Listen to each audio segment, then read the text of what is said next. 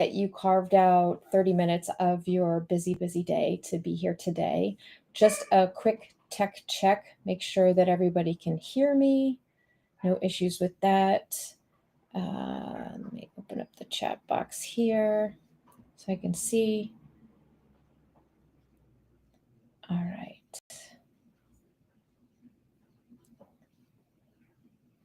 There we go. Okay. All right. So hopefully the tech is working. My name is Kelly Featheringham, and you are here today for the Clarity Compass.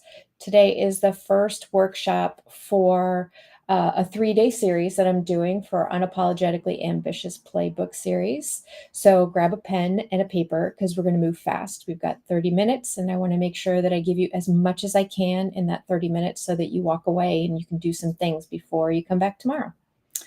All right, with that said, let me share my screen here. We'll get some slides going. All right. Okay. There we go. All right, so the Clarity Compass. Okay, let's talk about 5-year plan, right? 5-year plan is one of those things that we hear about all the time in our career. People are always telling us, you have to have a 5-year plan. You have to have the perfect plan before you take action to move forward, right? And this is frustrating. I know when I was working in government for a long time, I was so stressed out about trying to come up with the perfect plan. How does it need to be? And it needs to be set in place before we move forward, right? And then you need to stay on track with it from start to finish. That pressure to feel perfect and not veer off course is why you feel stuck. The reality is you don't need to get clarity by planning your 5-year plan, right? We get the clarity by taking small, smart actions. And the long-term plan is vital. You need to have some vision, but waiting for it to be perfect is fatal to your ambition. We want to make sure that it's not perfect, but aligned with who you are and where you're going, and flexible enough that you can pivot because life makes you pivot. Careers make you pivot. We need to have some flexibility in there to make it what you need to get where you want to go. So go to the next slide here. In the next 30 minutes, my promise to you is that you will get one low-risk action that you can take that will cut through the chaos and map out your next move. We're not going to plan, we're going to test. It's an important distinction, so be mindful of that, okay?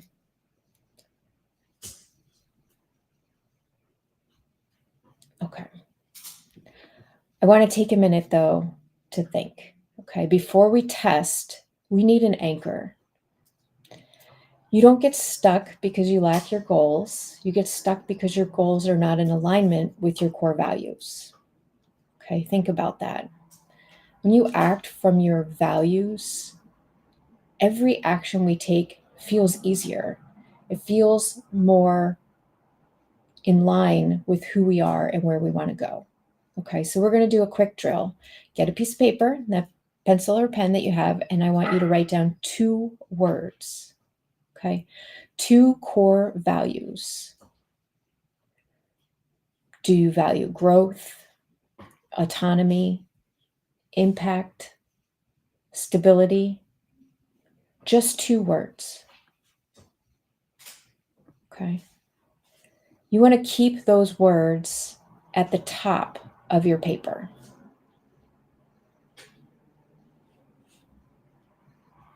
Okay. Pull up my next slide here. Got your words? I'll give you a minute. Those words at the top of your page, okay? That's your true north.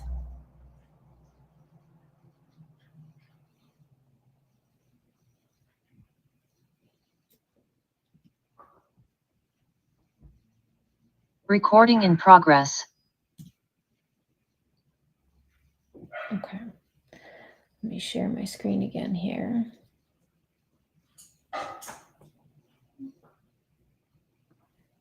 Okay. So what we're going to do now is we're going to talk through an actionable framework. I love the word actionable, right? It implies that you're going to run off and you're going to do something.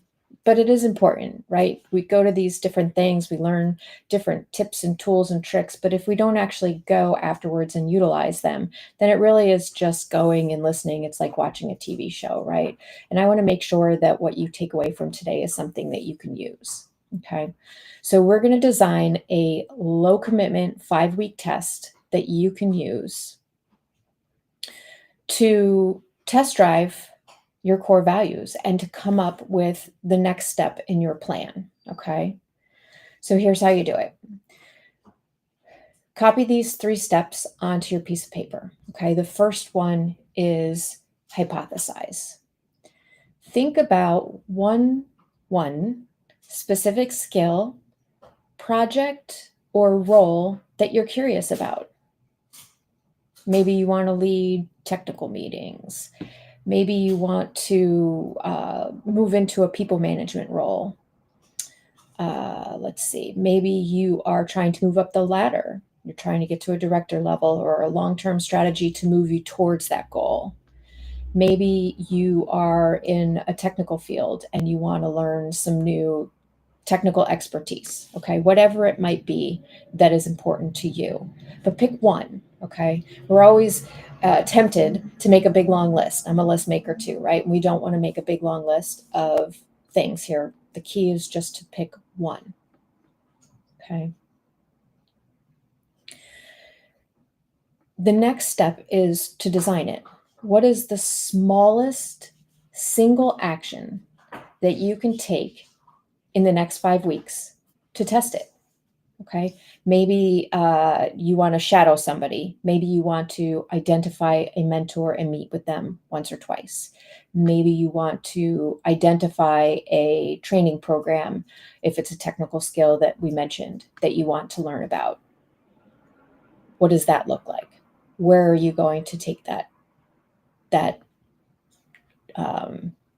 course or certification or whatever it might be? 5 weeks might be a little short for anything super formal, but again, we're looking at one action to move you forward. So your first action could simply be deciding what that is and where it's available. Okay. And 3, you want to decide, okay, after 5 weeks, did this action align with your core values? Yes or no? Okay. This helps us prevent big, scary commitments, right? We don't need to jump into something for months and months and then find out that it wasn't something that we wanted to do, right? I want to break this down a little bit because it's important to think about how you break it down into actionable steps and then you move forward. And then I also want to talk about if it is something that you're excited about or if it isn't. Okay.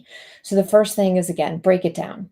Hypothesize that I'm going to take a people manager role. Perhaps I would really like to be a people manager. I'm an individual contributor right now, and I would like to lead people, a person, or I'd like to at least get on the track, get on the path to get to that point because I want to have more impact and growth.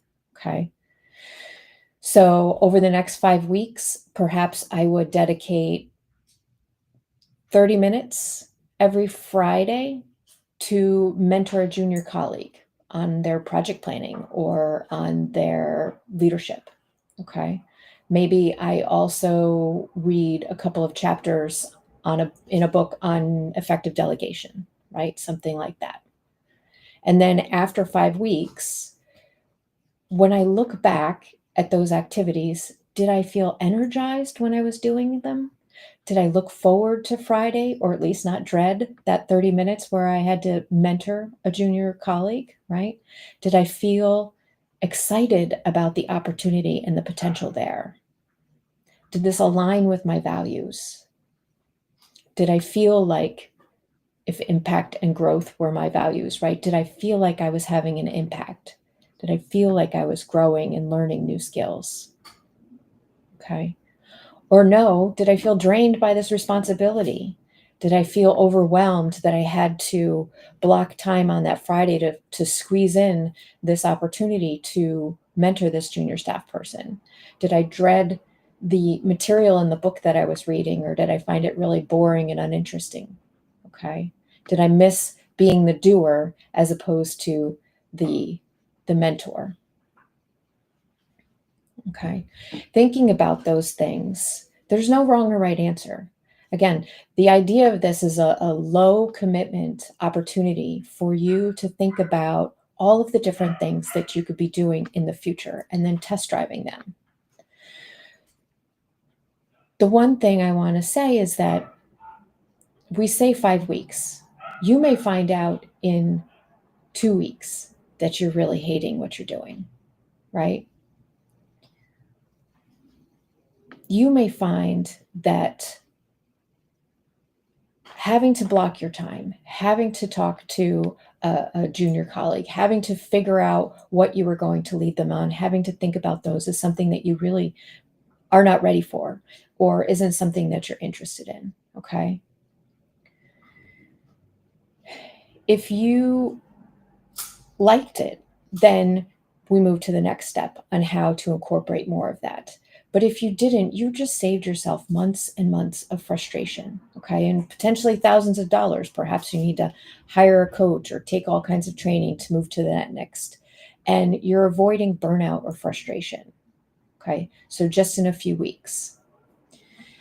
If you find that the answer is no, we want to, for starters, celebrate the fact that you have knocked something off the list. So often we think about the different things that we need to identify that we love about our career, love about our job, love about our life, when really the things that we find that we don't like, that don't bring us joy, don't bring us fulfillment, it's much easier to have clarity there because we can just remove them.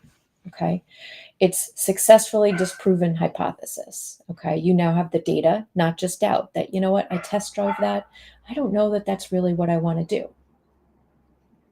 You don't need the 5 weeks. If you figure it out in 1 week, 2 weeks, 3 weeks, give yourself a little bit of space to make sure that you're giving it your full test, but at the same time, stop. If you dread it, if you hate it, stop immediately. There's no need to soldier on for 5 weeks test driving something you know in your heart that it is not going to be the right thing for you. Okay, so it reinforces that you're in control of your time and your energy. We can move to a new test. Okay.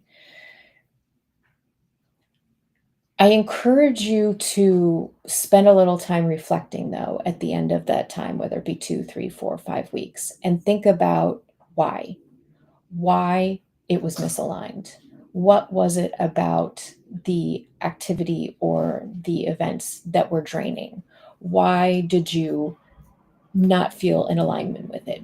Right? Maybe it was too draining because it was solo work. Maybe you needed to have more of an impact. Maybe you simply just didn't like all of that personal interaction, right? The idea with reflecting and taking stock of what it was that you didn't like helps us to prevent from doing the same test again later, right? Sometimes we go further down the road and think, well, maybe I'll try that again. And if we've taken some notes and we've reflected on what didn't work, then we can optimize, improve, change how we do it next time.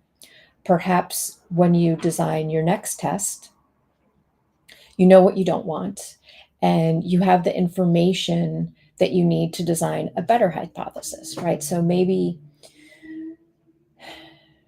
we'll take an example of we'll take the example of mentoring a colleague, right? We'll stick with that one.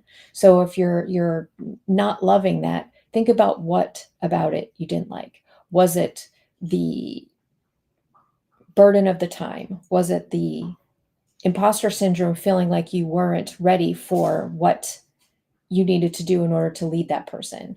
Was it um, simply that you are feeling overwhelmed by all of the things that you've got going on with your own career right now that it's hard to think about helping somebody else with theirs? Could be a myriad of answers to that question, right? And only you know what piece is not in alignment. So we want to take that into account when we adjust and reset for our next hypothesis. I mentioned at the beginning that the 5-year plan and the long-term plans are vital. Absolutely. but our careers are very rarely linear. You've got that image in your mind, right, of the ladder going straight up. And the reality is that the ladder in our career is very rarely straight up, right? It's more like a windy road. You take a left here, you take a right there, you get laid off, you get a promotion, you get a bad team, you get a project that you hate, you change jobs, you move, family happens. There are so many things that go on in our lives that it's very difficult. I won't say impossible, but it's very difficult to map it out from start to finish and think that you're going to stay on that path exactly as it started. Not to mention the fact that often when we set our career goals, we're young, right? We have all kinds of different ideas. You may get into an organization where you land into a different role that you had no idea that you could do and love it. Hard right turn, right? Have a terrible boss who makes you dread coming to work, so you have to look for something else. Hard left turn, okay? The key here is coming up with ways to troubleshoot what you would like to do, figure out how it's in alignment with where you want to go and what your values are, and leave yourself some flexibility. And we're going to talk a little bit about this in the next couple of days as well, but leave yourself some flexibility so that when life happens, it doesn't feel like you're throwing in the towel or you're throwing away your dream or your goals, that it's setting you back for years. There are going to be some adjustments in your career. There are going to be some events that may set you back a month, may set you back a year, may set you back 5 years. But there are other ones that are going to catapult you forward days, weeks, years as well. And when we think that our path has to be perfect and just so, it closes us down to so many other options that might present themselves that we would otherwise not consider. Excuse me. So the key here is we want to make sure that we are not shutting out all of the possible things that may come up along the way that could lead us to something amazing that we didn't know could happen, right? Now, the beautiful thing about this framework, should we rinse and repeat over and over, is you're constantly moving forward, right? When you find you have a no, you're doing that. You pivot. We don't perish. We don't throw in the towel. We don't say, forget it, I'm finished. We figure out, okay, we reflect on what went right, what went wrong, what we liked, what we didn't. And then we move on to our next experiment. And we find the path eventually that will give us energy and align with your North Star vision, right? That thing that keeps driving you towards where you want to be. And as we continue to rinse and repeat, if you will, this 5-week thing, you're refining and refining and refining where you want to be going, but you're also moving forward towards those goals. Okay. So this 5-week action test, we'll call it, is the first compass reading that you're taking. Inside my U Accelerated program, we use a workbook called the North Star Vision Workbook, where you map out that longer program, that longer path forward. And the idea of this is that, again, we're test driving little pieces of our journey to find out what works with us and what doesn't. As I mentioned, we all know, life happens, things go left, things go right. How do we keep this in a way that will allow us to adapt our future focus, adapt our path for the things that come into play? Okay. So I'm going to go back to that example of perhaps you want to be a people manager, project manager, program manager, office manager, whatever it might be. You're ready to move from being that person that shows up every day and does the work to someone that maybe would like to do some more of the directing of the work. Okay. That path, as we said, is not necessarily a straight line. So we want to identify the steps that we take to get from here to there. as we mentioned, it might be something as simple as mentoring a junior staff. Perhaps it is taking some leadership training. Perhaps it is identifying a mentor for yourself to help guide you and align your path with where you want to go in your organization or outside your organization. For some of us, there are opportunities within our organization to achieve the goals that we set. And for others, we have to look externally. Again, not suggesting that today that's something you have to do, jump right in and jump ship from one organization to another to reach your goals, because each of these things takes small steps to get there. So we identify the first small step that we need to take to make sure that moving in that direction is exactly what we want and where we want to go. When we determine that, yes, it's where we want to go, then you move to the next, right? So let's say we use the negative example that you didn't like mentoring the junior colleagues. Say you loved it. Say it energized you. Say it gave you a new found inspiration for coming to work because you got to share, you got to see someone else grow and blossom. You get to the end of the 5 weeks, you have a list of things that are all the positives of what you were doing and how do you use that again. Now we need to determine what the next hypothesis, what's the next test? Continue on with doing what you're doing. Do you identify additional person that you can mentor? Do you lead a some kind of a group at work? Perhaps you find little ways to demonstrate leadership acumen to your leadership. Do you identify a mentor so that they can help guide you through the process of how you move from individual contributor to a leadership role or a managing role in your organization? Do you identify that there are no positions like this available in your organization or very few? Okay. I bring that one up because I find that that's often one of the barriers. We identify that we want to move up the chain, but maybe there's only 2 positions. So either you have to wait a really long to get one of those, or it's extremely competitive to get one of those 2 positions. Neither necessarily are insurmountable, but they might be, forcing the next pivot or the next turn in that road, right? What do we do next? And how do we test the hypothesis of what that would look like externally? So maybe you've done your couple of hypotheses demonstrating and confirming that you do want to move up the ladder, but there is an opportunity here. What test can you run externally to identify areas that might be of interest to you? Do you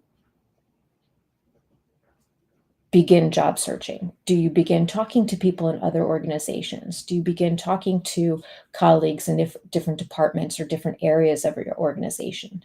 If it's a large organization, perhaps they have different departments or different pillars or different offices. Again, the idea here is to take it bit by bit. So we're not going from today to I want to be a director and trying to figure out how all of those things lead from today to there. We want to take them piece by piece so that it doesn't feel like you're eating the elephant one bite at a time, right? Eating the whole elephant. Okay. All right. What we did today is the foundational tool for clarity. Okay.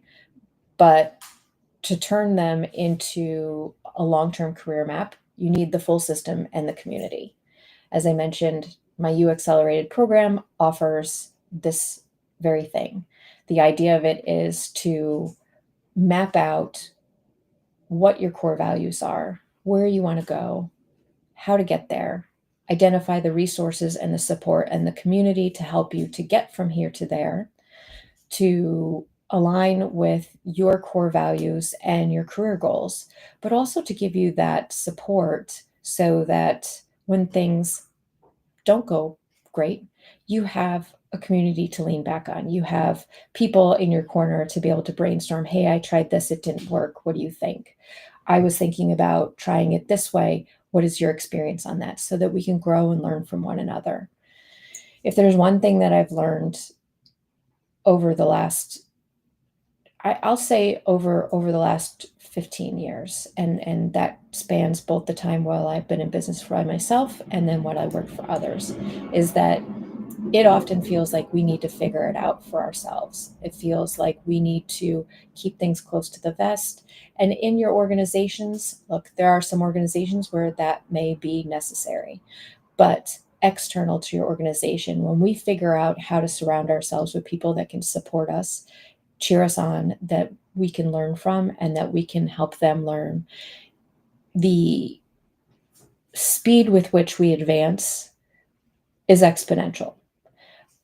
When I was starting out in my career, I thought I had to figure out all the answers on my own. I couldn't afford help, or coaching wasn't even really a thing back then. So you had to just try to roll with it and then ask random people who you met along the way, in or outside your organization, assign them with your version of mentorship, and hope that they would steer you in the right way.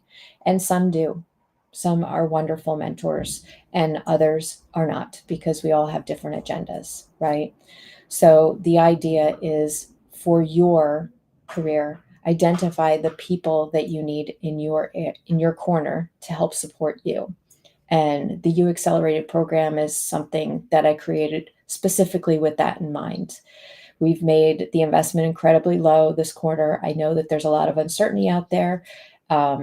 You can check the link for the sign up there if you want more information. Either way, I hope that you'll consider coming back tomorrow for the next free workshop. We're going to be talking about the confidence catalyst.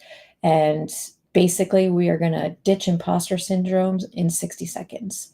So if you haven't signed up already for it, please drop by. It'll be live again tomorrow on the channel that you're watching.